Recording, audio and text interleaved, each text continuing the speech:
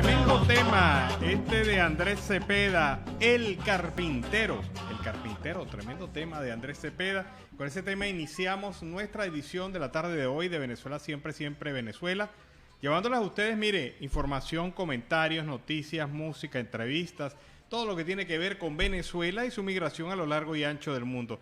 Esto lo hacemos con mucho cariño y mucho respeto para todos ustedes a través de esta señal 1160M Radio San José de Cúcuta, desde Cúcuta para todo el mundo. Muy buenas tardes, Nancy, ¿cómo estás? Buenas tardes, Alan, y buenas tardes a toda esa amable audiencia que está aquí en este dial, en el 1160 Radio San José de Cúcuta, de nuestras redes sociales oficiales en Facebook, Instagram, Twitter, en YouTube, en la página web www.siemprevenezuelaweb.com, en enlace en esta primera hora con Radio Delfín 1060 AM. Saludamos en el Control Master a Alex Meneses y a John Camacho, Alan Peralta con Registro Nacional 0715 y quien les habla, Nancy Pacheco, con Registro Nacional 0713, el Colegio Nacional de Periodistas Seccional Norte de Santander.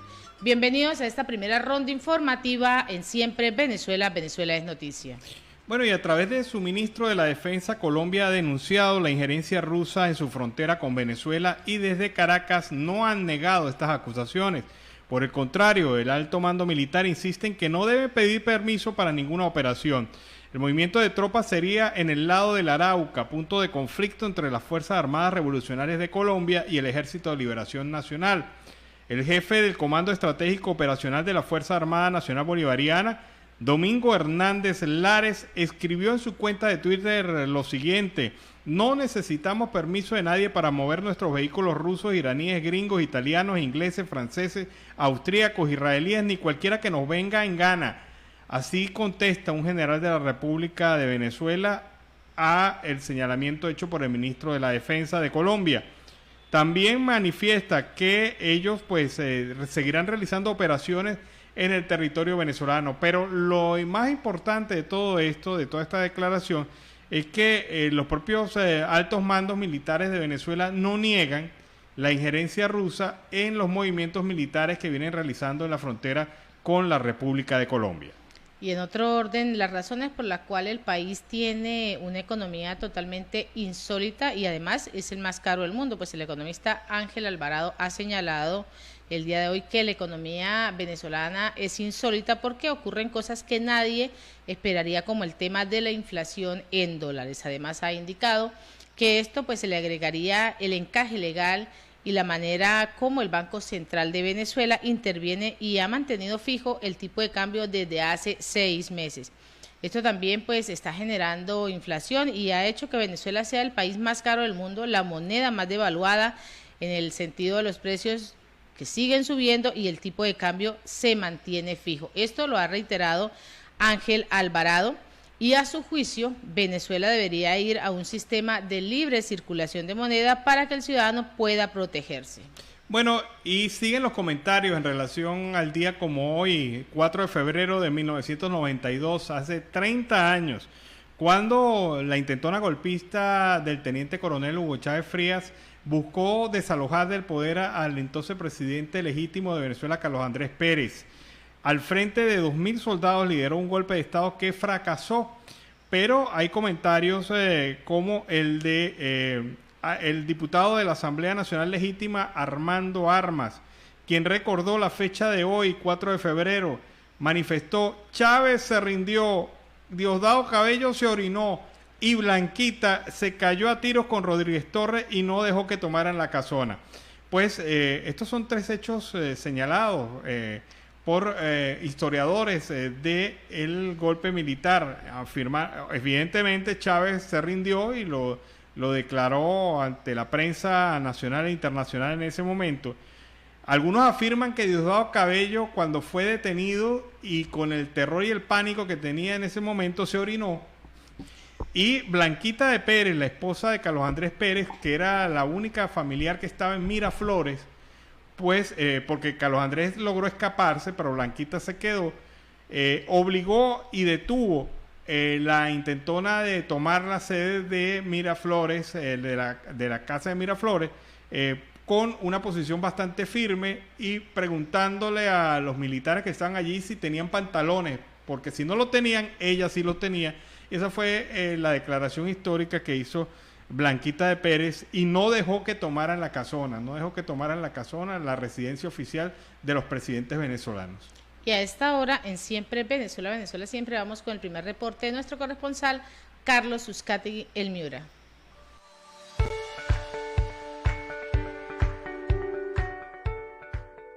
Muy buenas tardes, saludos cordiales a Alan Peralta, Nancy Pacheco y ese gran equipo de producción de Siempre Venezuela Radio. Carlos Uzcategui, El Miura, la voz del Caribe, para el programa Siempre Venezuela, Venezuela Siempre. Bueno, muchos se han preguntado qué es lo que le está sucediendo, le ha pasado al gobernador electo en el estado Zulia, Manuel Rosales, pero ya sabemos que simplemente se contagió, pero para que todas las personas y todos nuestros migrantes que están dentro y fuera del país, tenemos aquí la observación que nos indica en los medios de prensa de la gobernación sobre Manuel Rosales, su esposa y cómo está su salud. Información en torno al estado de salud del gobernador Manuel Rosales Guerrero, que ha trascendido incluso en redes sociales sobre lo delicado que pudiese haber estado luego de haber dado positivo para COVID-19. Ya hemos confirmado información tanto con miembros de su tren ejecutivo como legisladores del estado Zulia, quienes nos aseguran que ya el gobernador se encuentra en su casa. Todo inició con un malestar estomacal y cuando ingresa a la Policlínica Amado y se cumplen con los protocolos de bioseguridad y hacen la prueba de COVID-19, da positivo. Sin embargo, no fue por este motivo que él llegó a la clínica, fue por un problema estomacal, un alimento que consumió y que efectivamente le hizo un daño, pero no ha tenido complicaciones en torno al COVID-19, ya se encuentra en su casa cumpliendo con las medidas de bioseguridad, incluso con el tratamiento por el COVID-19, pero ya y de igual modo ha firmado documentación, nos han informado hace minutos incluso miembros de su tren ejecutivo, como lo hemos informado, incluso los legisladores aseguran que desde el día número 1 ha estado en comunicación con ellos, porque hay que desmentir que de uno u otro modo no está entubado, no está delicado, simplemente fue un malestar. Y por supuesto, miembros de su familia, como la primera dama del Estado, Evelyn Trejo de Rosales, también está positiva. Incluso el día de ayer, por ser Día de la Virgen de Candelaria, designó a miembros de su tren ejecutivo como feligreses que encendieran velitas en torno a pedir por la pronta recuperación. Sin embargo, tenemos que ratificar que el gobernador está positivo, miembros de su familia también, pero todos se encuentran estables y que en los próximos días, cuando ya estén las pruebas negativas, podrá reincorporarse o continuar con sus funciones en la calle. Mientras tanto, continúa en aislamiento en su casa y sigue despachando, sigue llevando todo lo que son las riendas. Bueno, gracias a Dios sabemos ya que el gobernador Manuel Rosales está fuera de peligro y se está recuperando del COVID-19. También tenemos unas declaraciones muy importantes del padre Eleuterio Cuevas, allá en el estado Zulia, Maracaibo, donde él lanza una proclama, una reflexión sobre todo para los nuevos políticos, donde él les indica que deben tener la moral ciudadana sobre todo.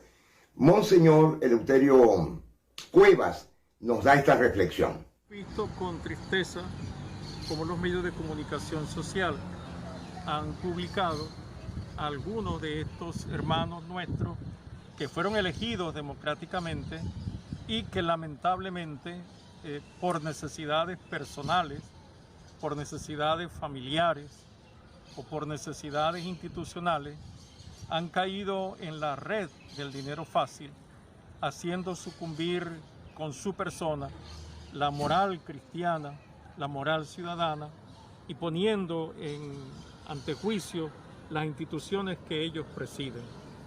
La Iglesia les llama a abrazar nuevamente el sentido de la moral, de la honestidad, de la sinceridad y de la responsabilidad para que como dirigentes públicos y dirigentes políticos puedan ser testimonio para el pueblo que les eligió y para los cargos que asumieron ante un juramento y sobre todo ante una fe y confianza en Dios.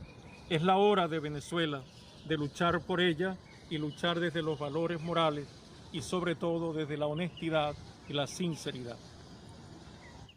Muchas gracias, padre, por esta hermosa reflexión y una realidad política social de lo que está sucediendo actualmente con nuestros nuevos políticos en Venezuela.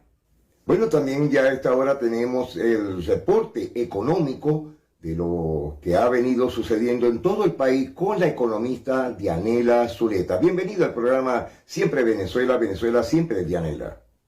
Saludos para Alan Peralta, Nancy Pacheco, Carlos Miuruzcategui y para toda la audiencia de Siempre Venezuela Radio Colombia. Soy la economista Dianela Zuleta de Maracaibo, Estado Zulia, Venezuela.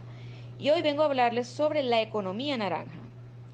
La economía naranja es un concepto que toma en cuenta la transformación de ideas creativas en bienes y servicios de tipo cultural e intelectual, es decir, que predomina el ingenio de las personas para diseñar determinados productos y servicios que posteriormente se ofrecen en el mercado para generar dinero y puestos de trabajo. En cuanto al nombre del término, se le llama economía porque elabora productos con determinadas características, y naranja porque es el color que identifica a la cultura, creatividad e identidad. Por ejemplo, entre las actividades que forman parte de la economía naranja están las artes visuales y escénicas. Estas producen como servicio creativo las obras de teatro donde se dramatizan determinados temas creados por una persona que es la encargada de escribir la obra y luego el equipo de producción elabora, entre otras actividades, los guiones que los actores deben aprenderse para llevar la obra a escena. Esta actividad genera empleos entre actores, maquilladores, personal de producción y decoradores, por mencionar algunos. Este tipo de servicio genera dinero a través de las ventas de las entradas para ver la obra de teatro y de los patrocinadores que financian la obra con el fin de invertir en publicidad. Con esto pagan los sueldos de sus empleados y demás gastos. De igual manera, forman parte de los servicios producidos por las artes visuales y escénicas, las novelas, telenovelas, series y miniseries. Otra de las actividades que forman parte de la economía naranja es la radio, la cual también involucra la creatividad en los conceptos que adoptan en los programas que se transmiten a través de esos medios de comunicación, los cuales se financian a través de patrocinantes que invierten en publicidad al igual que la televisión con el fin de cubrir los gastos correspondientes. La economía naranja es muy importante para la producción general de un país, porque a medida que pasa el tiempo se necesitan cambios en cuanto a la forma de desarrollar las actividades de producción, diseño, tipo de productos que se van a ofrecer en el mercado, el diseño de los envases que lo contienen, sus etiquetas, la tecnología de las máquinas que fabrican el producto, los cuales deben irse adaptando a la nueva realidad. Aparte que es una buena fuente de trabajo y valora mucho las ideas de las personas. Esto es todo por hoy en la sección de Economía para Siempre Venezuela Radio Colombia. Les comentó la economista Dianela Zuleta. Bueno, muchas gracias, Dianela, por este reporte económico de la situación real de lo que está pasando en el país. Bueno, ya tenemos de nuevo a nuestro profesor, amigo y muy querido profesor Pablo Aure, con un apretado abrazo donde nos va a versar el tema de la historia de la Casa de los Celis. Bueno, estamos en la calle Sublé, entre Comercio y Páez. Al fondo ven la Casa de los Celis. ¿Cuál es la importancia de esta Casa de los Celis? Bueno, la importancia es que fue construida durante la colonia por la familia Ibarro Laburdo. En realidad, después la heredó el señor Ramón Ibarro Laburdo. Era una persona española muy identificada con la causa realista. De hecho, por esos años, esta casa fue ocupada muchas veces tanto por realistas como por patriotas. Y la importancia radica a partir del año 1821. ¿Por qué a partir del año 1821? Porque se dio la batalla de Carabobo el 24 de junio. Bueno, y para esta casa trajeron a los heridos de esa batalla, porque el hospital San Antonio de Padua, que estaba en la esquina de la Estrella, donde funciona ahora la Casa de la Estrella, que por cierto se le da ese nombre, la esquina de la Estrella, porque diagonal estaba la Estrella Roja, y le colocaron ahí eso, la esquina de la Estrella. Pero allá estaba el hospital San Antonio de Padua, el hospital para la época. Y como no se daba abasto aquel hospital, empezaban a traer a los heridos para acá. De hecho, aquí velaron los restos tanto de Manuel Cedeño como de Ambrosio Plaza, que murieron en la batalla de Carabobo el 24 de junio. Pues bien, luego esta gente, los antiguos propietarios se fueron para España. Esta casa estuvo valorada en una oportunidad por 14.000 pesos cuando era de la familia Ibarro Labur. Pero bueno, luego en el año 1826 la confiscaron y la convirtieron en hospital militar. Luego se la entregaron como haberes de guerra al coronel José María Briceño. Posteriormente, en el año 1839, se la vendieron al coronel Pedro Celi por 600 pesos. Bueno, de aquí viene el nombre de Casa de los Celi y la importancia que tiene la Casa de los Celi, y ahora es un museo acá en Valencia. Apretado abrazo para todos ustedes. Bueno, Pablo Aure, muchas gracias. Un apretado abrazo, como lo indicas tú, donde te has hecho conocer con estos micros tan importantes de Venezuela, la historia y sobre todo el conocimiento para la nueva generación de relevo que no conoce la historia verdadera de Venezuela.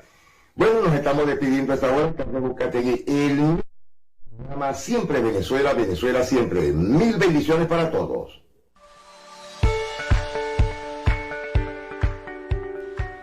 Bueno, y fue el reporte de Carlos Uzcategui, el Miura, cada vez más interesante, más diverso. De verdad que sí, muy bueno el reporte de Carlos Uzcategui.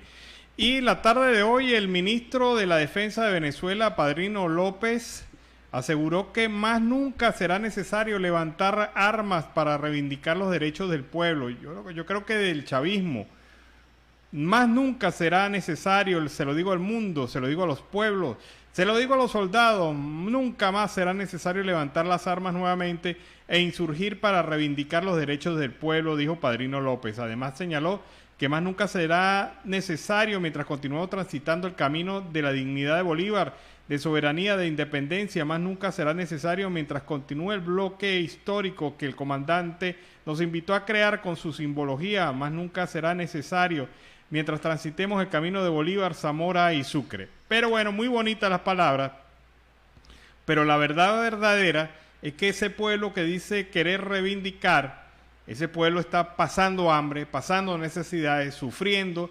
Más de 6 millones de venezolanos migraron al exterior y no fue por gusto, fue por motivaciones económicas, políticas y sociales. Y ese pueblo que Padrino López dice reivindicar, pues evidentemente el chavismo nunca lo ha reivindicado. Y el presidente de Colombia, Iván Duque, dijo en el día de hoy que dialogará con el embajador de Rusia en Colombia, Nikolai Takdumakse, para aclarar los objetivos de la presencia militar en ese país, en Venezuela. Vamos a tener la posibilidad de hablar con la presentación diplomática de Rusia en Colombia para entender un poco pues cuál es esa asistencia militar que se está brindando a Venezuela, porque la presencia también en algunos equipamientos que ellos tienen en ese país. Esto es lo que ha afirmado el jefe de Estado.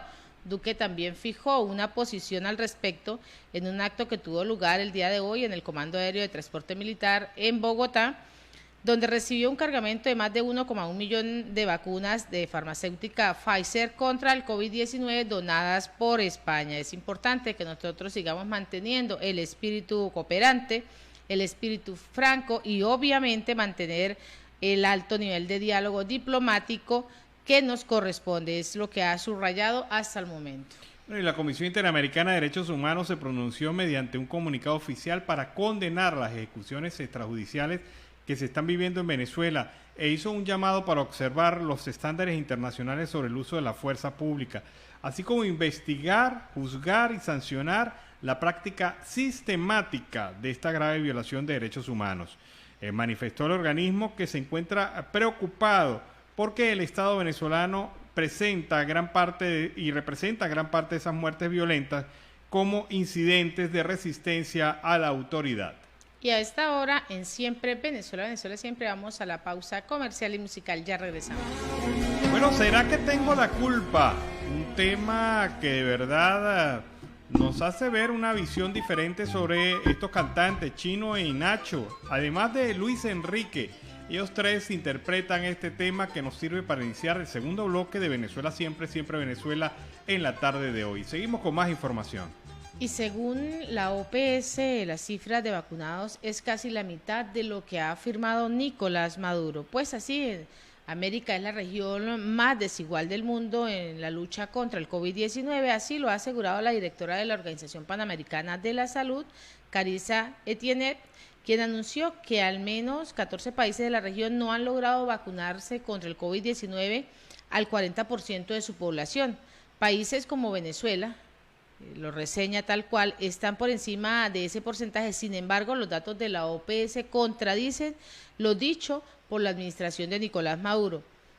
El 2 de enero, el mandatario Nicolás Maduro escribió en su cuenta de Twitter: todos y todas pendientes. El 3 de enero inicia la jornada de vacunación de refuerzo contra el COVID-19. Ya estamos llegando al 91% de vacunados. Sigamos cuidándonos, tengamos la conciencia de que todos estos van a ser muy buenos resultados.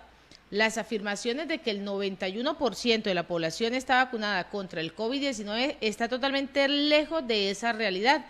Y la OPS confirma que hasta el 2 de febrero en Venezuela se habían inmunizado el 47,6% de toda la población. Eso quiere decir que se han aplicado 35.252.675 dosis de vacunas contra el COVID-19. Asimismo, también se han aplicado solo 14.281.740 segundas dosis, lo que representa que menos de 15 millones de personas cuentan con un esquema completo de inmunización. Es así como la directora de la OPS anunció que bien el 63% de esas personas en América Latina y el Caribe se han vacunado contra el COVID-19, la cobertura sigue siendo desigual. Mientras 14 países y territorios han vacunado el 70% de su población, el mismo número no lo ha logrado, no ha alcanzado sino a ese 40% de cobertura. Bueno, lo que hemos hablado siempre acá, la falsedad en el manejo de las cifras y estadísticas vinculadas al tema del COVID. Se sigue cayendo a mentiras. Claro, primero, mire, no han vuelto a realizar planes masivos para la detección del COVID. Es decir, no se han hecho las pruebas PCR. En segundo lugar, han llegado una cantidad menor de vacunas a las que ellos afirman que ha llegado. En tercer lugar, no se cumplen las metas de vacunación en los porcentajes que ellos indican.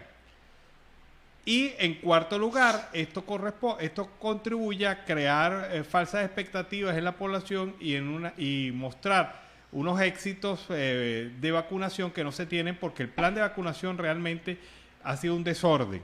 Y esto ha traído como consecuencia varias muertes por COVID-19. Pero estamos hablando de otro tema y vamos a conversar sobre la ley de impuestos a las grandes transacciones financieras. ¿Ustedes pensaron que la dolarización de la economía iba a ser gratis?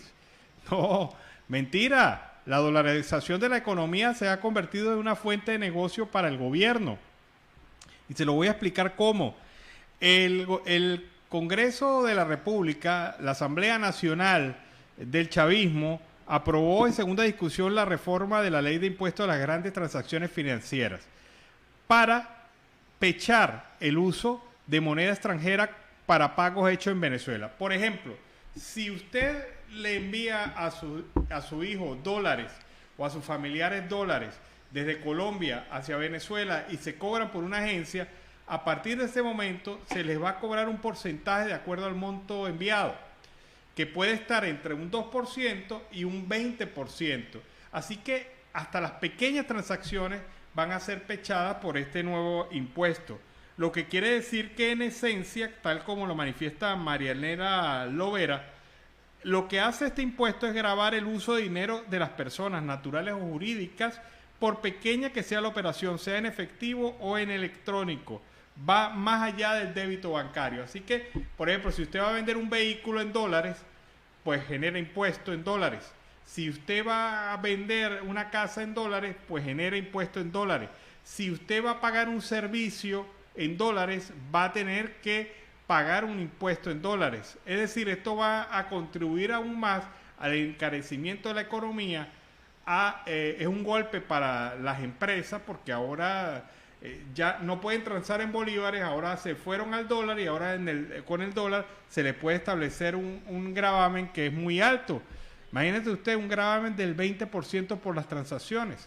Y que sea una transacción pequeña. Claro, o sea, eso genera, e incluso no se conocen los otros alcances de la discrecionalidad que pueda tener el funcionario para interpretar la norma y colocar el impuesto correspondiente. Pero bueno, no es gratis la dolarización en Venezuela. El gobierno de facto encontró una manera de sacarle a los venezolanos del bolsillo más dinero, y esta vez en divisa extranjera. Y a esta hora, en Siempre Venezuela, Venezuela Siempre, vamos con el reporte de nuestro corresponsal Carlos Uzcategui, el Miura.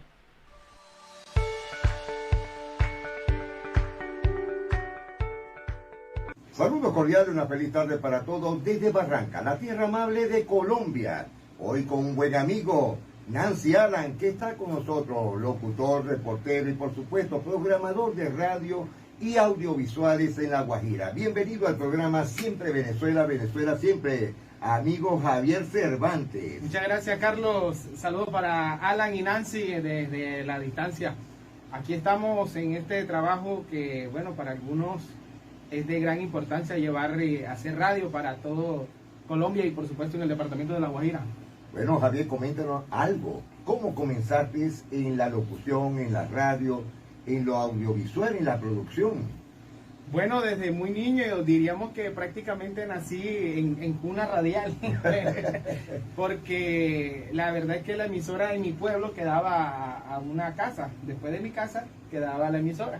Sí, porque ibas escapadito. Y me escapaba para allá en mi rato. Siempre me gustó la radio desde niño. Así que tus juguetes fueron los micrófonos, las consolas y todo. Sí, señor, podíamos decir que esos fueron mis juguetes. Y bueno, crecí en mí esa pasión por la radio y aquí estamos en lo que nos gusta. ¿Ya cuántos años tienes en la radio? Pues digamos que unos 20 años por ahí, más o menos. ¿Ha sido tu pasión verdadera? Sí, claro, esa es mi pasión y lo hago con mucho amor. Hacer radio para mí es mi hobby y como dice un colega de la radio, que no hay mejor cosa que a ti te paguen por lo que a ti te gusta hacer. Coméntame algo, ¿eres casado, tienes hijos? Bueno, sí, tengo un niño de 6 años y estamos en la actualidad estoy casado. ¿Tú eres de dónde originario? Bueno, soy de Chimichagua, departamento del Cesar. Chimichagua, departamento del Cesar. ¿Y cómo llegaste a La Guajira? Pues por medio de amigos, colegas, contactos que de pronto llaman y necesitan un programador, necesitan un locutor en una emisora. Y como estaba pues en estos tiempos de la pandemia, pues la pasé por allá con la familia y con la cuarentena pues me tocó refugiarme allá en mi tierra, en mi pueblo, con mi familia, con los viejos. Y pues nuevamente retornando a los quehaceres por acá en el departamento de La Guajira, donde he tenido bastante aceptación y donde me he desempeñado en los medios, en diferentes emisoras. Dentro de tu programación están los noticieros, la información, los programas de opinión, artistas. Bueno, ahorita mismo yo hago un programa, un espacio de solo vallenato, un espacio donde manejamos toda la información con referencia al folclore vallenato, entrevistas a los artistas locales. Y pues en la mañana yo hago el control acá del espacio noticioso, yo soy el control master y me encargo de la musicalización y los sonidos para el noticiero que se presenta acá en la emisora. Sí, tú eres el mago de las parrillas. Exacto, más o menos, podríamos decirlo de esa manera. Dentro de la radio, tus factores, ¿qué es lo que más te ha llamado la atención? ¿La música, la opinión, las noticias? ¿Cuál es tu renglón en realidad, Javier? Bueno, a mí me gusta la radio participativa, me gusta que la gente llame, que si sucedió algo por allá en el barrio, mira que aquí en el barrio tal sucedió esto, entonces uno como radio o como medio de comunicación pues hacer las respectivas llamadas para que los medios o los interesados intervengan y puedan buscar soluciones para nuestras comunidades. Entonces sí me gusta la radio participativa en ese sentido. Comunitaria, que llegue a los departamentos y por supuesto que la noticia esté al día a día. Sí, señor, exacto, que la gente se apropie de estos medios. Ya hoy en día contamos con la internet, con todas las redes sociales y pues como dicen por ahí, el reportero es usted. Entonces la gente misma se encarga de hacer su reporte, cualquier noticia de actualidad o que de pronto el vecino tiene un negocio, un emprendimiento nuevo en estos días de pandemia, pues la gente se ha apoyado mucho en la radio comunitaria, de que hay unos emprendimientos que han comenzado después de la pandemia, ¿no? Entonces la radio ha sido una gran ayuda para algunos en este aspecto. De volver a nacer, por lo que veo, Javier, tú volverías a ser locutor, reportero y programador de radio y audiovisuales. Sí, señor, yo me quedo con mi profesión. Exacto. Javier, coméntame algo, estuvimos hablando entre telones ¿Tienes familia en Venezuela? Sí, claro, allá tengo una tía, pero con el problema que tienen allá, pues la economía, y se vieron afectados, tuvieron que emigrar nuevamente para acá, para Colombia. Ahorita mismo están en Chimichagua, una parte está en Chimichagua y la otra está ahí en Venezuela por motivos de negocios y propiedades que tienen allá todavía. Pero regresaron ya retornados de nuevo al país. Pues no, ellos van y vienen, sino que acá en el pueblo están ahorita una parte de la familia y otros que están allá todavía, pues tienen como le digo, tienen negocios propios y propiedades. Y propiedades. Uh-huh. Es decir, que tiene familia colombo-venezolana. Sí, señor, sí tengo familia colombo-venezolana. Javier, anécdota. De la radio. De la radio, hombre, hay muchas. Por medio de la radio, por ejemplo, una vez recibí una llamada estando allá en una emisora en Chiriguaná, Cesar, es otro pueblo, ¿no? Estaba trabajando en esa emisora, recibí una llamada de acá de La Guajira para que le ayudara a buscar un familiar. Entonces difundimos por la emisora, la señorita tal está buscando un familiar así que tiene tiempo que no la ve, que no sé qué. Y me comuniqué con todos los colegas de allá de la radio y de todos los medios y dimos con esa persona y fue muy bonito el reencuentro. El reencuentro. Sí, eso fue muy impactante para mí. La radio es esa cajita mágica que uno dice, pero esa cajita de las ondas hercianas llega hasta donde no llega ni la televisión ni otra cosa. Es inmediato. Es inmediato, porque es en vivo. Sí, señor. Esos son parte de la vivencia dentro de la radio. Sí. Javier, coméntame algo sobre también. ¿Qué consejo le darías tú a la nueva generación de relevo dentro de lo que es el medio de comunicación, la radio? Bueno, pues a las nuevas generaciones, la radio es muy bonita. La radio te permite conectarte con personas que no conocemos, que de pronto te escuchan y que por medio de tu voz te identifican. Entonces la radio tiene esa magia, ¿no? De conectarte con personas que a diario sintonizan el medio, que te ven por las redes sociales. Entonces, eso es muy importante, la magia de la radio. La magia de la radio, porque uno dice, ¿quién será? ¿Cómo será? La voz, ¿cómo será? O sea, te consiguen con este paquetico pequeño, mediano, pero y se sorprende. Y se sorprende. Dice, no me lo llevo. Sí ha pasado, sí me ha pasado. ¿Qué ha pasado? Vienen a la radio, y ¿dónde está el locutor? ¿Quién es el cable? ¿Y este es el locutor? Ellos creen que si van a conseguir a Robert Redford. O a Leonardo DiCaprio. Sí, señor. Eso lo sabemos todos. Javier, bueno, algo muy importante en eso que estás hablando de, sobre todo, la educación radial se basa, es como una doctrina, porque la radio nació para educar, formar y, por supuesto, informar, entretener. Hoy la radio ha cambiado ese panorama. Sí, ahí ya la radio ha tomado otro formato. Ya la radio, pues, por las redes sociales, podríamos decir que ya la radio se ha vuelto audiovisual. Audiovisual. Sí, entonces yo creo que la radio va evolucionando hacia esa perspectiva. Ya la radio con el tiempo creo que ya en algunos países ha desaparecido la frecuencia modulada, la FM, la AM, la amplitud modulada. Ya con el tiempo todas emigrarán para la internet a través de las páginas. Pero allá no creo que desaparezca. Cuando la radio empezó en muchas formas, ¿no? Nació los cartuchos, después el cassette, el casetón, el mini cassette, nació el Betamax, y la gente decía, se acabó la radio. Pero resulta que en las montañas, en las sierras, en las partes altas, en la selva, ese aparatico, donde uno solamente escucha las voces, llega a esas montañas. No creo todavía que la radio desaparezca, pero fue lo primero. Con el tiempo, pasarán todavía unos años, pero presumimos que la radio seguirá viviendo. Se mantiene. Y la radio, por A o por B, es la que más llega a cualquier hogar. Exacto, es directa y es instantánea. Pues sí, pero de todas maneras hay que tener en cuenta esa perspectiva. Punto. Sí, es una perspectiva a futuro. Sí, señor. Entonces, sí, pues la radio es muy importante y que en estos tiempos de pandemia nos ha servido de mucho. Demasiado. Este medio de comunicación, gracias pues a todos los radialistas en Colombia y en el mundo que llevan información y que también pues están haciendo este trabajo con amor y compasión. ¿Cómo ves la radio en La Guajira? Bueno, pues desde el punto de vista, la radio en La Guajira tiene una importancia. Hay una aceptación. Hay una aceptación, por supuesto, y que en cada municipio, en cada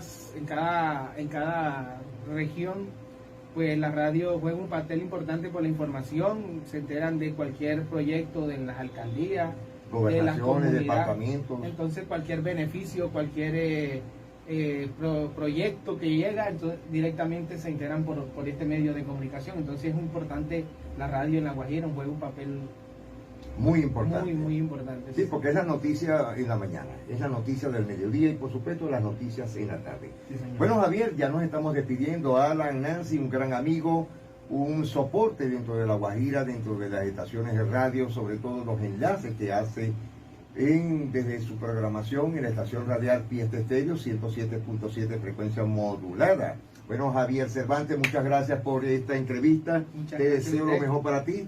Ya despedirnos de nuestro equipo. Bueno, gracias a ti, Carlos, el Miura. Gracias también a Alan y a Nancy. Un saludo desde la distancia. Recuerden que la radio es importante. Y bueno, a todos los colegas que se dedican a la radio, pues es importante mantener informada a la comunidad, a las personas, con buenas noticias en beneficio de nuestras comunidades. Bueno, ya lo dijo todo, no podemos decir más nada. Bueno, señores, nos estamos despidiendo ya a esta hora. Carlos Ucategui, el Miura, la voz del Caribe, para el programa Siempre Venezuela, Venezuela Siempre. Mil bendiciones para todos.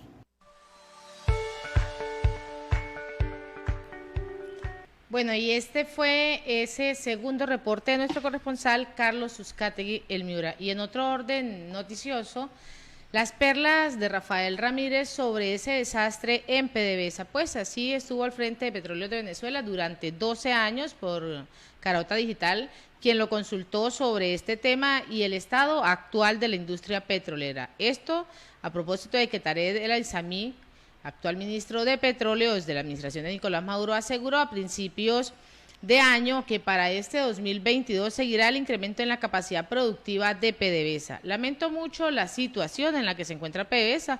Estuve frente de 12 años y he podido ver el alarmante deterioro en el cual se ha dado desde el año 2014. Esto es lo que ha venido reseñando. También considero que el Aizami anda celebrando barriles de agua al citar a numerosos que han ofrecido organizaciones de países de exportadores de petróleos.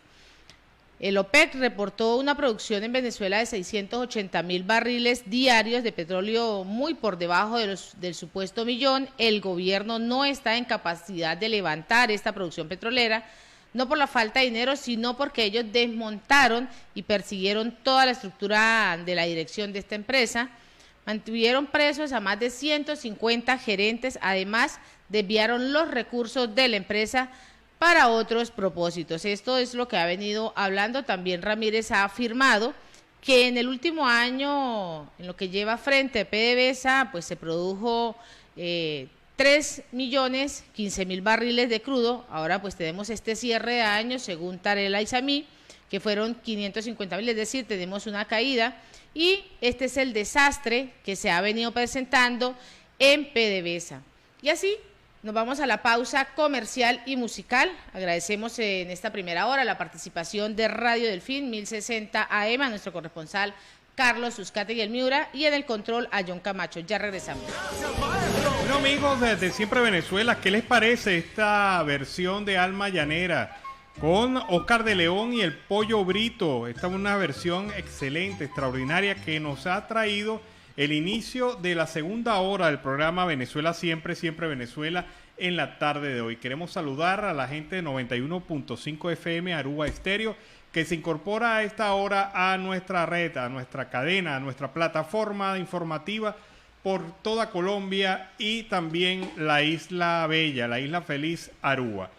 Bueno, hay un tema que es dinámico en este momento en la agenda de opinión nacional e internacional colombo-venezolana, y se trata del tema de la anulación por parte de la Registraduría de Colombia de aproximadamente unas 42.000 cédulas de ciudadanos colombo-venezolanos.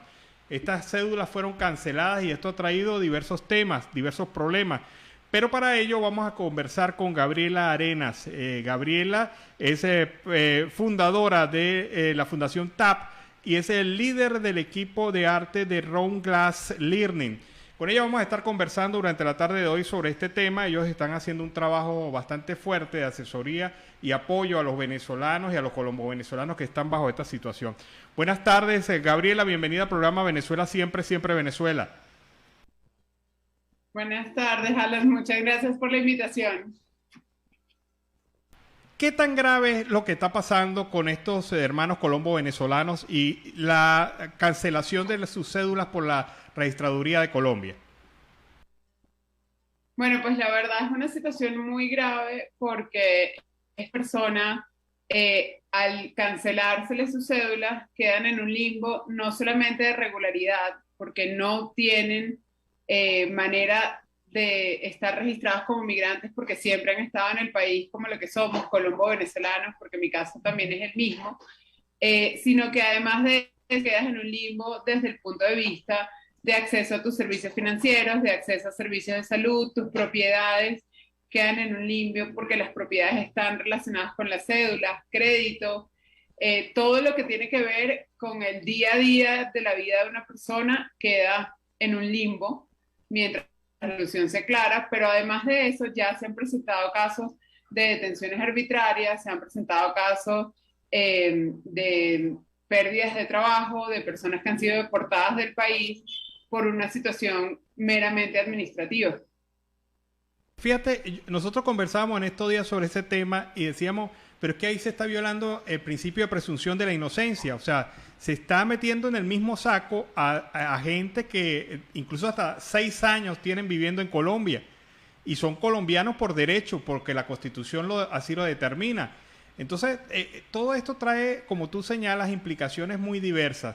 ¿Qué se está haciendo al respecto? ¿Cómo se están organizando los colombo-venezolanos para enfrentar esta situación?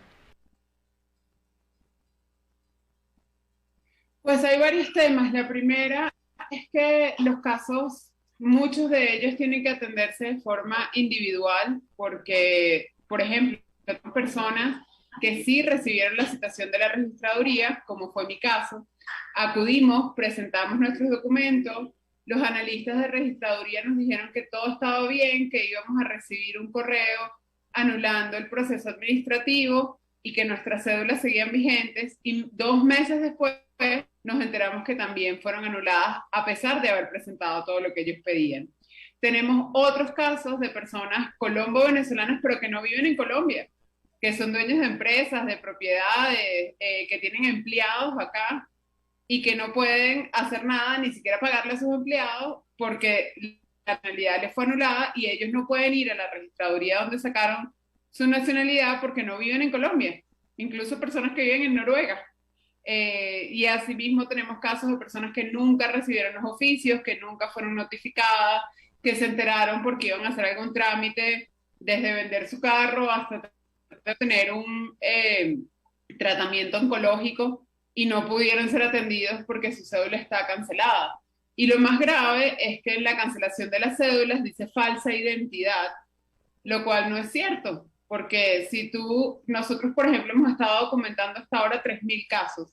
Y en esos estas 3.000 personas tienen sus documentos con las apostillas, tienen a sus familiares colombianos con sus documentos, viven con sus familiares colombianos y pues fueron negados de su derecho y de su documentación sin ningún tipo de advertencia y además sin tomar en consideración las verificaciones que ya habían presentado en algunos casos. Entonces aquí hay una cantidad de irregularidades. Nosotros estamos en este momento recibiendo el apoyo de distintas firmas de abogados que de forma pro bono nos están acompañando para indicar a las personas cómo deben actuar dependiendo de su caso.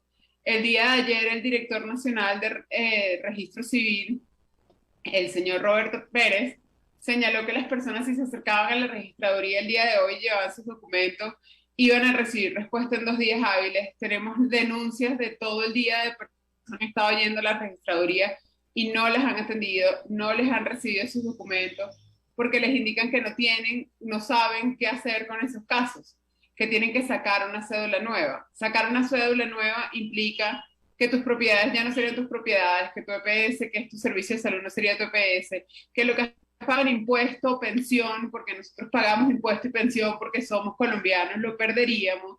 Y mientras preguntamos a otras autoridades, ninguna tiene claridad sobre el tema. Entonces, lo que estamos tratando de hacer primero es tener las conversaciones necesarias con las autoridades. Entre ellas hemos pedido aclaraciones a la registraduría. El día de hoy se envió una solicitud por correo al correo personal del director o al correo oficial del director de registro civil, el señor Robert Pérez, y estamos esperando que nos conteste sobre cuál es el procedimiento formal que la gente debe seguir cuando claramente tiene documentos, porque es evidente que si son personas que compraron la nacionalidad o que no tienen la documentación o que han hecho algo ilegal, pues evidentemente no tienen derecho a tener sus documentos como regulares. Pero quienes sí tienen toda su documentación e hicieron todo según lo indica el procedimiento de ley, tienen derecho a nacionalidad porque el artículo 96 de la Constitución Política de Colombia establece que no se le puede negar la nacionalidad a ningún nacional colombiano por nacimiento. Ahora, lo que sí es claro es que evidentemente hubo actos de corrupción interna dentro de la registraduría que permitieron que algunas personas que no tenían la cualidad, pues adquirieran esa cualidad de colombianos con su cédula, incluso su cédula de ciudadanía. Pero creo yo, parto yo del principio que esos casos, pues evidentemente hay que investigarlos y sancionarlos, pero no meter en el mismo pote, en el mismo saco, a todos los colombos venezolanos que ya habían cumplido con su trámite y que, repito, incluso algunos hasta con 6 años o más viviendo aquí en Colombia. Tenemos personas con 8 o 9 años viviendo aquí en Colombia. En mi caso, yo tengo 8 años viviendo acá. Mi papá es colombiano, mi abuela es colombiana, mis hijas están registradas como colombianas, llevé todos mis documentos, les probé que todo está apostillado, tal como debe ser, y sin embargo me anularon la cédula. Y como en mi caso, hay miles de casos más. Nosotros, como te decía, nos parece y estamos completamente de acuerdo en que las personas que no puedan probar la nacionalidad, que no tengan sus documentos, que hayan pagado, porque hubo gente que lamentablemente pagó para tener una nacionalidad falsa, esas personas deben ser despojadas, no solamente de la cédula, sino de toda la documentación. Pero quienes hicimos todo por la vía legal, quienes nos registramos en las notarías como debe ser, presentamos todos nuestros documentos, no es justo que esto esté ocurriendo de esta manera, sobre todo sin que las personas hayan sido notificadas y que se estén enterando porque se las están llevando presas, porque los están deportando, porque no pueden hacer trámites en el banco, en el colegio. Tenemos personas que están perdiendo becas y el principio de aleatoriedad es tanto que, por ejemplo, los casos de hermanos, 4, 3, 5 hermanos que presentaron los documentos juntos, que son hijos de la misma mamá o el mismo papá colombiano, y se lo quitaron a uno y a los otros 4 no. Es bravo. Entonces, eso. Mira, ¿y eso tiene también implicaciones a los hijos de los colombos venezolanos? Obviamente, porque si tú pierdes tu registro civil y tu nacionalidad, inmediatamente se invalida el de tus hijos que lo están sacando a través de ti, si es que no son nacidos en Colombia. Bueno, qué cosa tan grave esto.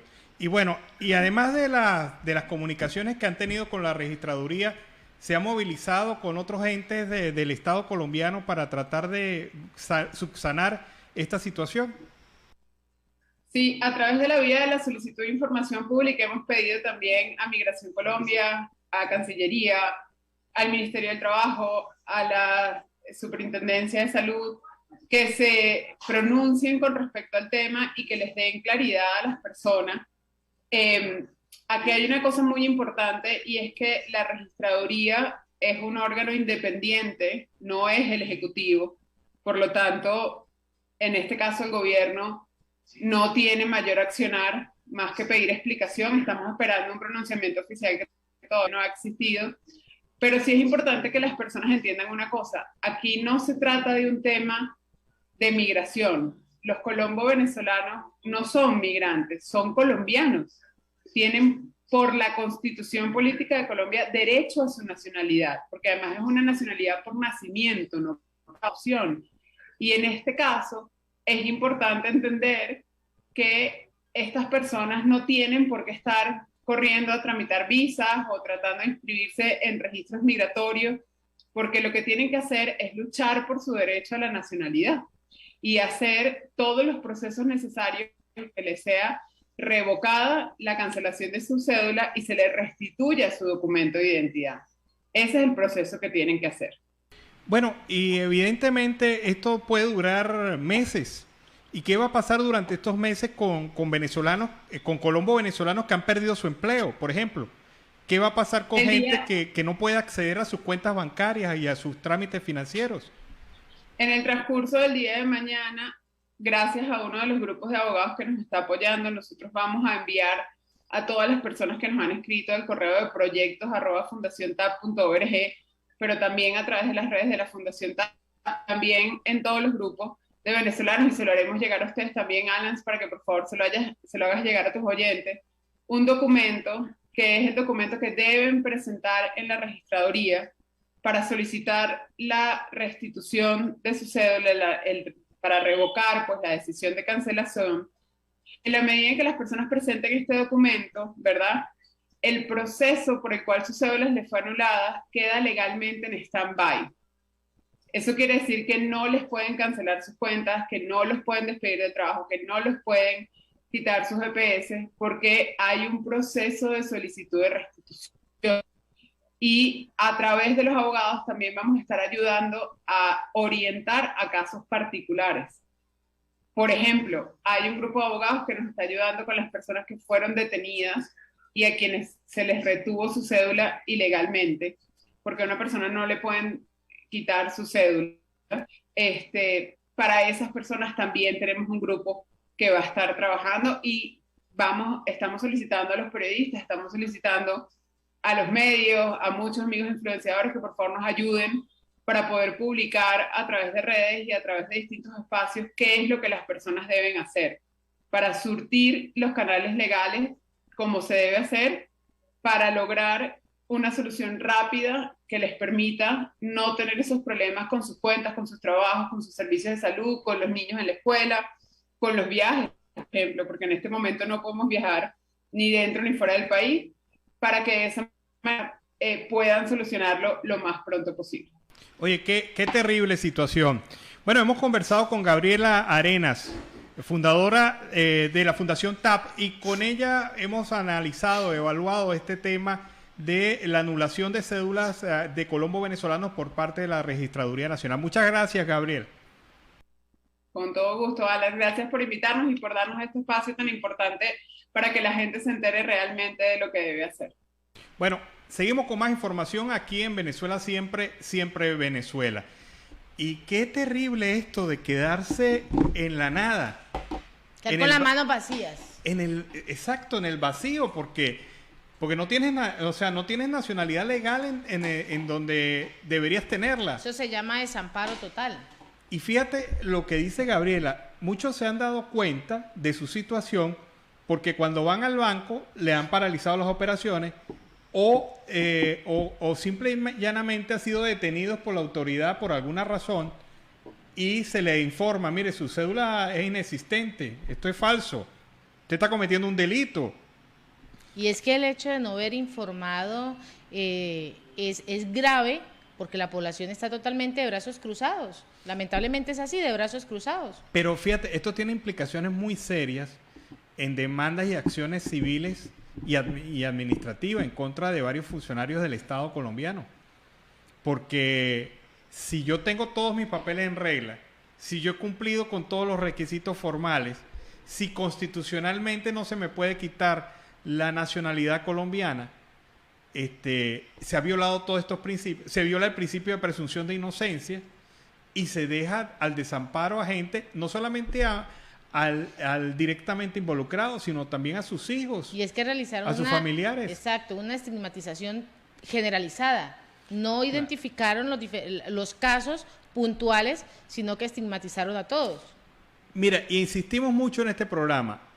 Hubo efectivamente algunos que utilizaron la vía del soborno y la corrupción para obtener la cédula colombiana, y aquí mismo en el norte de Santander varios registradores fueron señalados por estos casos y ellos tienen que pagar, así como tienen que pagar a aquellos que por vía ilegal pues obtuvieron este documento de identidad.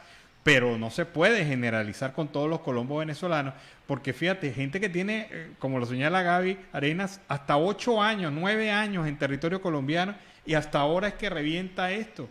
De verdad que es una situación bastante complicada, bastante difícil, y ojalá tenga solución a corto plazo, porque estar en esta incertidumbre pues también genera sus problemas y sus consecuencias, no solamente jurídicas, sino también consecuencias a nivel personal y familiar.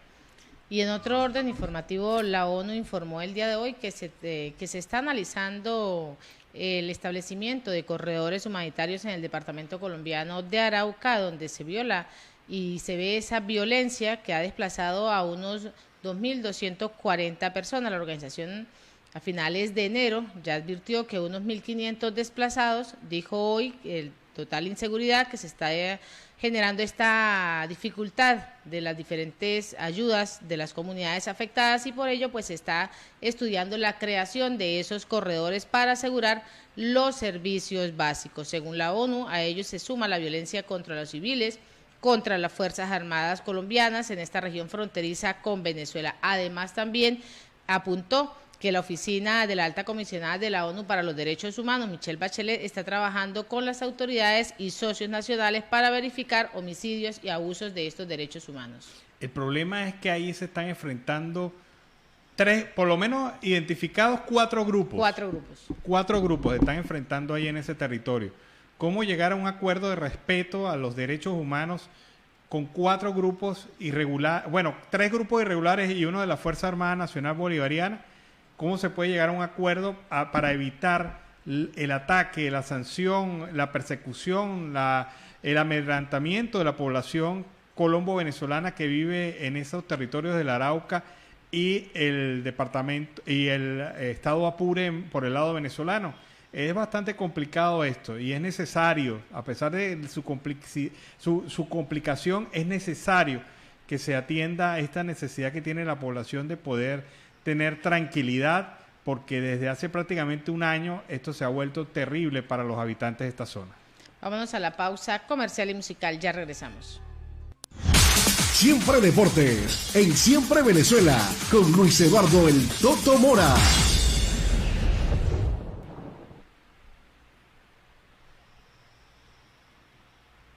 Sí, señor, 5 de la tarde, 37 minutos en toda Colombia, 6:37 en toda la República Bolivariana de Venezuela. Aquí estamos en Siempre Venezuela con nuestra sesión deportiva en lo que hace referencia al tema de Siempre Deportes. Arranco con el tema hablando de algo que se ha perdido, ¿no? La frase para este fin de semana sobre el tema de la familia. Dice, familia es como las ramas de un árbol, crecemos en direcciones diferentes, pero las raíces siguen siendo las mismas. Bueno, señoras y señores, arrancamos porque el lunes anterior, día 31 del mes de enero, arrancó y se dio inicio oficial a los 20º Juegos Deportivos Nacionales en territorio venezolano. 7.068 deportistas de los diferentes estados estarán hasta el próximo sábado, este sábado, es decir, de mañana, en 8 días, el próximo sábado 12 del mes de febrero.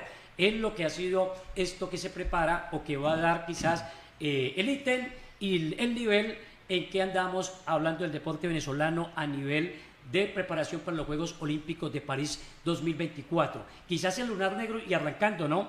La falta de planificación de infraestructura en algunas sedes, sobre todo en la Villa Deportiva, donde se llegaron algunas delegaciones, algunos deportistas no encontraron primero agua, no encontraron y se encontraron comida en mal estado, lo que llevó a una, comilla, pandemia o un problema de diarrea, de problemas estomacales y al final ni medicamentos. O sea, empezamos mal con el tema y quizás por encima siempre los deportistas de lo que ha sido esta organización allí en la Villa Deportiva de la Escuela Latinoamericana de Medicina. 7 sedes, ¿no? Caracas, Carabobo, tenemos también Yaracuy, Aragua, Guárico y Miranda, al igual que La Guaira. Son las 7 sedes donde, reitero, están 7.068 deportistas en todas las disciplinas, en el tema del baloncesto, en el tema de la esgrima, en el tema de los judocas, en todo lo que es también las competencias o los deportes avalados en el tema olímpico. Hablamos del tema, usted que es amante de la pelota caliente, ¿no? ya sabemos que es de los Leones, pero hablo del tema de lo que ha sido la Serie Mundial, que tuvo participación del conjunto Navegantes de Magallanes, pero donde al final la gran sorpresa, ¿no? Dicen que histórico, inédito, lo que ha sido el título que se llevó ayer el equipo de Caimanes de Barranquilla, que a esta hora llega precisamente a la Arenosa con un recibimiento espectacular. Se prendió, dicen en la costa, se prendió el precarnaval. Y cuando hay motivo o cualquier cosita, ellos sí que saben cómo es la fiesta con esto del tema del equipo que fue campeón el segundo semestre del año anterior de la Liga Nuestra, campeones en baloncesto, y ahora repiten con la serie la posibilidad de dar un título y una temporada supremamente positiva, hablando del equipo de Caimanes de Barranquilla, que tuvo un venezolano en sus filas. Hablo de el zuliano, que al final Sandy León, que también le dio su aporte, que está sancionado. El hombre le aportó, y en el último partido, el de ayer, tuvo los siguientes números: 4 aquí en 14 posibilidades al plato, o 4 o 14 visitas al plato, es decir, cuando se prepara para el tema del bateo, con 2 carreras anotadas, y de paso impulsó exactamente otras 2 carreras en 2 bases llenas para la victoria, que al final fue 4-1 del equipo nuestro frente al conjunto, hablo del equipo de Caimanes, frente al conjunto de la República Dominicana. Éxito total en lo que es esto. Participó también Panamá, participó Venezuela, lógicamente participó Puerto Rico, y nuestro país con Caimanes de Barranquilla, que reitero, sorprendió. Otra de las noticias es que la Federación Venezolana de Atletismo enviará a Tomás Silvera y a Natalia Alonso, quienes son los más representativos en el tema del atletismo en la, categoría o en la modalidad de marcha. 20 kilómetros que se va a cumplir en Lima, Perú, este fin de semana, el próximo día domingo. Silvera viene de ganar en el Nacional de la Especialidad, 20 kilómetros, con una marca que impuso de 1:33:31, mientras que en la parte femenina, Natalia Alonso, que reside en los Estados Unidos, aprovechó el remate del año anterior, hizo presencia también en la competencia o en el torneo que se realizó en Nueva York, y en los mismos 20 kilómetros impuso marca también de 1 hora 42 minutos 17 segundos. Y remato con el tema del fútbol. Arrancó Peckerman con 4-1, pero también dijo alguien, le arrancaron con 4-1 también. Ha dicho paciencia, esto recién comienza, y está la expectativa. Si Venezuela-Colombia en la última jornada, 18, se va para San Cristóbal o permanece en San Cristóbal, o en su defecto se anuncia que podría ir para Puerto La Cruz, donde se llevaría este partido. Y el otro venezolano, César Faría, que es el técnico de la selección de Bolivia, que comenzó bien, remató mal, le han dicho termine los 2 últimos partidos porque no están los planes para la eliminatoria del 2026. Ahí está el contexto, entonces, y estaremos muy pendientes del desarrollo la próxima semana también con el tema de los Juegos Deportivos Nacionales en su edición número 20. Bueno, y hay una inquietud, una pregunta. Fíjate que el fútbol no le trajo alegría a Barranquilla. No. Pero se lo trajo el béisbol. Sí, señor. ¿Esto va a servir para que se profundice la liga de béisbol en Colombia? Sí, porque tenemos 4 equipos, normalmente. Equipo de Montería, equipo de Cartagena, el equipo de Sincelejo y el equipo de Caimanes. La liga nuestra carece quizás del número de equipos, pero aprovechan el fin de año, donde llegan los peloteros, donde llegan los bateadores, todo lo que tiene que ver con béisbol, a vacaciones, lo toman quizás como un arranque de temporada. Por eso sumó algo de Montería, sumó 4 dominicanos, un venezolano, y ahí está lo que ha hecho la novena de Caimanes de Barranquilla. Bueno, bastante interesante esto, y preveo que se va a desarrollar con más emoción el béisbol en Colombia. Para masificar, y es uno de los deportes que poco a poco también, y que lo creyera, dicen que entró por Barranquilla, otros dicen que el béisbol entró por acá, por Cúcuta. Bueno, y así, Alan, hemos dado ese gran parte y la parte deportiva acá, en este programa, Siempre Venezuela, Venezuela Siempre. Vámonos con el reporte de nuestro corresponsal Oliver Luyano, el amigo de todos.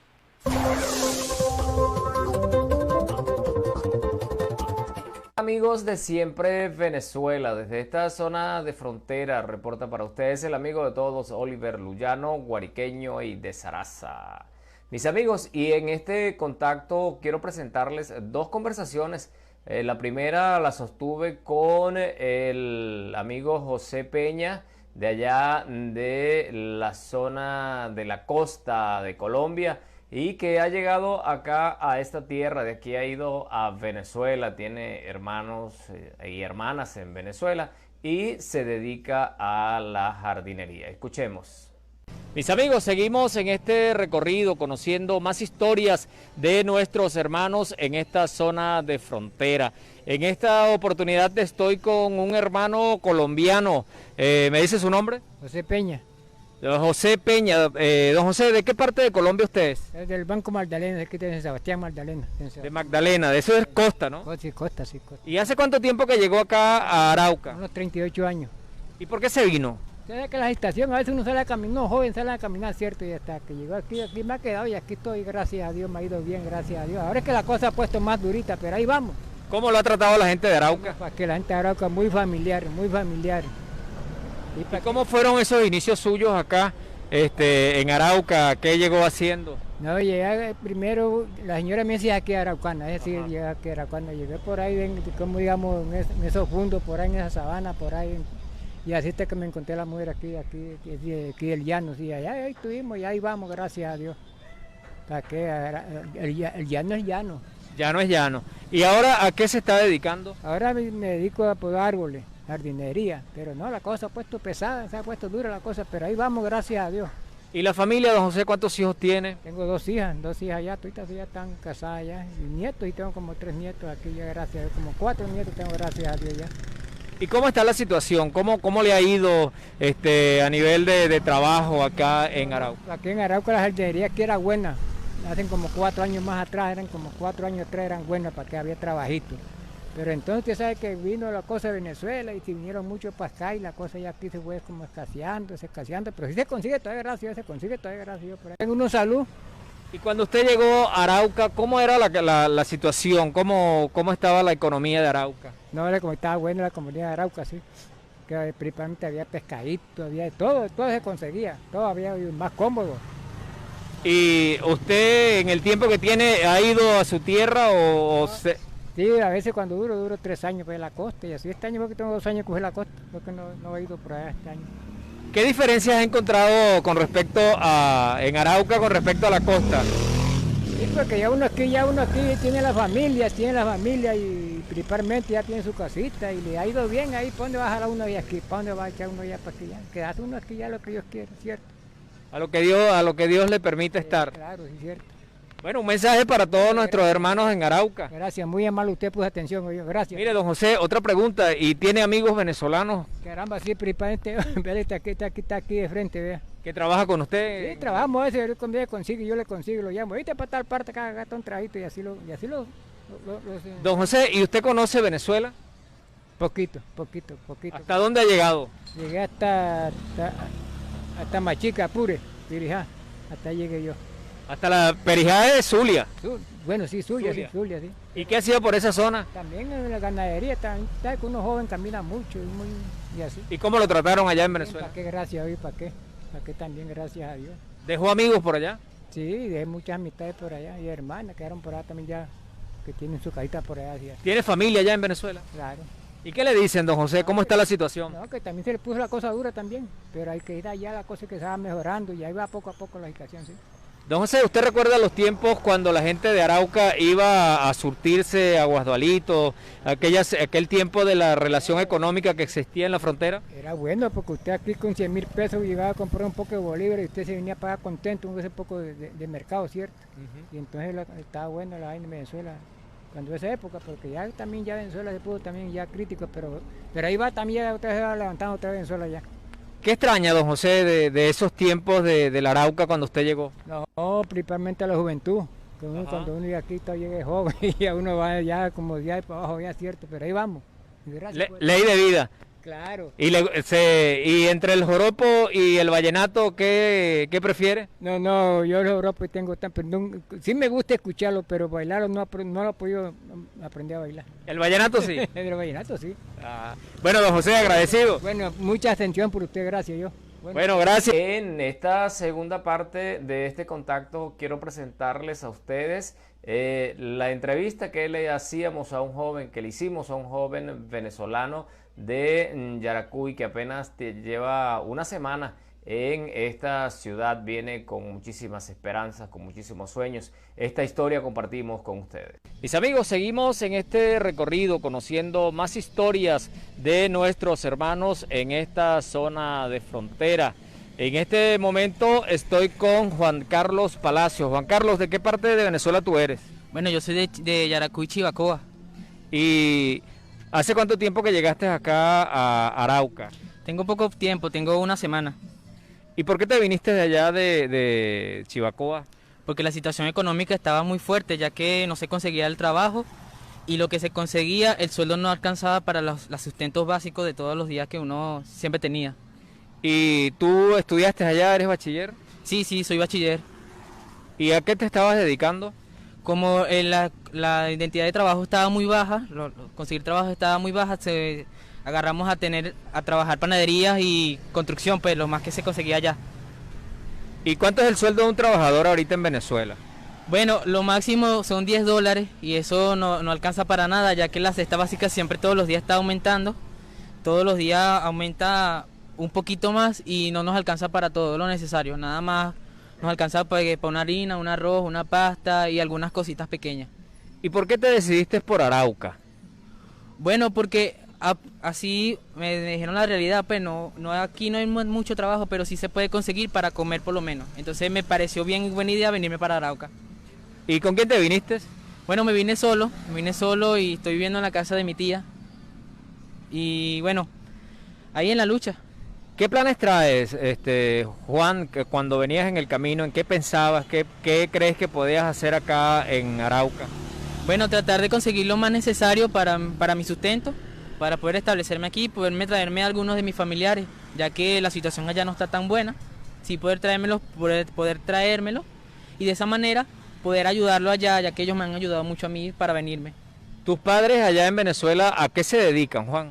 Bueno, mi mamá era maestra, ya está jubilada, ya se retiró, y mi papá es construcción, es albañil de construcción. ¿Qué ha significado para ti el hecho de salir de tu casa y llegar a una zona desconocida para ti? Cónchale, ha significado demasiado, ya que a pesar de que estoy con mi familia, que es mi tía, de igual manera siento nostálgica porque dejo a mis familiares allá con esos pocos problemas y yo venirme para acá. Entonces, pero también me siento un alivio porque creo que puedo ayudarlos en cierto modo. ¿Y cómo te han recibido aquí en Arauca? Me han recibido bien, aunque... también quisiera que nos dijeras qué piensas de la situación que se está viviendo en Venezuela, tú como joven, ¿qué opinas de la crisis que tiene el país? Cónchale, la situación está fuerte y yo opino que cada venezolano y cada persona debería seguir luchando para que podamos ayudarnos nosotros mismos, ya que estamos en el mismo país, prácticamente somos como hermanos. Y bueno, seguir adelante y luchando como siempre, venezolanos, así como se dice en Venezuela, echar para adelante. ¿Piensas volver a Venezuela? Sí, pero de visita porque quiero establecerme aquí, ya que allá es muy poco lo que uno puede conseguir, trabajo y cosas así, entonces es muy poco, pero sí iré, pero de visita. O sea que ya no piensas volver, establecerte allá, sino que te quedarías aquí en Arauca. Bueno, la verdad, si me da la oportunidad de poder establecerme allá otra vez y poder tener por lo menos algún poco de comodidad, sí lo haría. Pero si no me da la situación, no lo voy a hacer. ¿Aspiras en algún momento a traerte a tus padres? Sí, exactamente. Por eso estoy trabajando fuertemente para eso, para poder traerme a mis padres y a algunos de mis familiares que tanto quiero. Y bueno, Juan, quiero agradecerte por conversar con nosotros para Siempre Venezuela. Gracias. Un placer conversar con ustedes. Mis amigos, dos historias, la de don José Peña y la de este joven que ha venido desde Yaracuy, desde Venezuela, a esta zona de frontera en Arauca. Nosotros, amigos, seguimos en las calles recogiendo más historias de nuestros hermanos. Desde acá, reporta para ustedes el amigo de todos, Oliver Luyano, guariqueño y de Zaraza. Bueno, amigos de Venezuela, siempre Venezuela, fue el informe, el reporte de Oliver Luyano, el amigo de todos, desde la Arauca binacional. Una noticia de última hora, Un tribunal venezolano condenó a 30 años de prisión a los 2 funcionarios de la Dirección de Contrainteligencia Militar detenidos por el homicidio y tortura del capitán de corbeta Rafael Acosta Arévalo. El Tribunal 12º de Juicio condenó a 30 años de prisión al teniente Ascanio Antonio Taraxio y al sargento Steven Zárate Soto, ambos adscritos a la Dirección General de Contrainteligencia Militar en Venezuela, por considerarlos responsables del homicidio calificado y torturas en contra del capitán de corbeta Rafael Acosta Arévalo, informó Alonso Medina Roa, abogado de la familia Arévalo. Acosta Arévalo, recuerden, estaba preso tras ser acusado de golpista por el gobierno de Nicolás Maduro. Fue detenido el 21 de junio del 2019 por funcionarios de esta dirección sin que se indicara entonces los motivos. Fue torturado hasta la muerte y la última vez que se le vio con vida fue cuando fue presentado ante un tribunal. No podía mantenerse en pie o hablar. Sin embargo, los familiares de Acosta Arévalo dijeron estar satisfechos con la sanción a estos implicados asesinos directos del capitán Acosta Arévalo, pero están exigiendo sanciones para la cadena de mando, para los comandantes, para los jefes superiores que permitieron y auspiciaron este tipo de acciones violatorias de derechos humanos en Venezuela. Y así con esta información hemos llegado al final de esta emisión de Siempre Venezuela, Venezuela Siempre es Noticia, a través de este dial, el 1160 Radio San José de Cúcuta, de nuestras redes sociales oficiales en Facebook, Instagram, Twitter, en YouTube, en la página web, en enlace con Aruba Estéreo 91.5 FM. Agradecemos en el Control Master a Alex Meneses, Alan Peralta con Registro Nacional 0715 y quien les habló, Nancy Pacheco, con Registro Nacional 0713, el Colegio Nacional de Periodistas, Seccional Norte de Santander. Feliz fin de semana. Feliz fin de semana, hasta el lunes, cuídense.